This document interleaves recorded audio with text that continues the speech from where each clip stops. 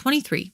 For the function q, the value of q of x decreases by 45% for every increase in the value of x by 1. If q of 0 equals 14, which equation defines q? All right, so first off, before you're even looking at this up here, this is another one where you can do it a couple different ways. You can start by just trying to come up with an equation for that, or you can start by seeing if you can eliminate any answers given this fact that q of 0 equals 14. I'm going to start with that. Let's get some answers out of the way. Again, this is in the interest of time. SAT is all about time and getting things done quickly, not wasting any time so that you can finish and get your maximum points. Q of 0 equals 14, so I need to plug 0 in for x in each of these equations. I'm going to zoom in and see if I get 14. All right, if I plug in 0 here for x, I get 14 to the power of 0 is 1. 1 times 0.55 is 0.55. It says I should get 14. A is out. Next one, 14 to the power of 0 is 1. 1 times 1.45 is 1.45. That is not 14. B is out. 0.55 to the power of 0 is 1. 1 times 14 is 14. That's a possibility. Same thing is going to happen here. 1.45 to the power of 0 is 1. 14 times 1 is 14. Okay, so already I've eliminated the first two. I am down to C and D. Now let's look at that first part.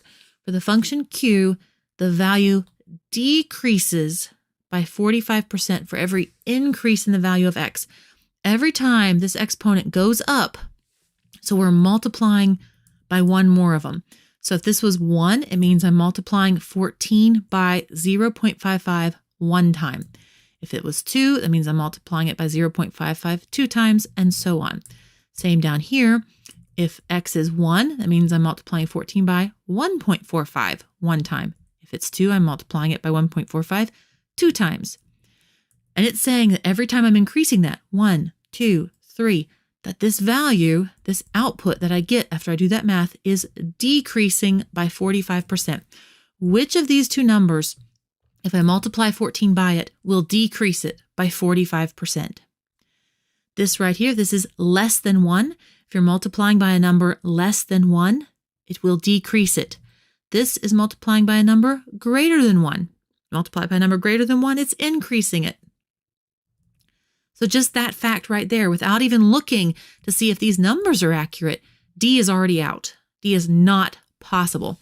If they were both less than 1, then it would be a legitimate choice where you would need to look at these numbers.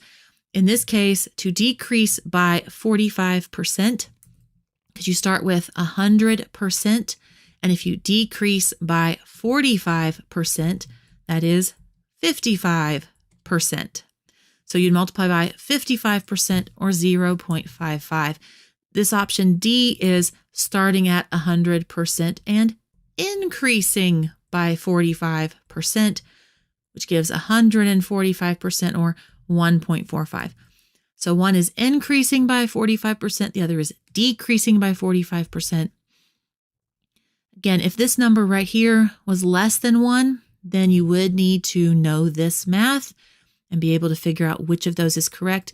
In this particular problem, they've kind of done the work for you because that number being less than 1 means it's decreasing. That means it's increasing. D is out. C is my answer.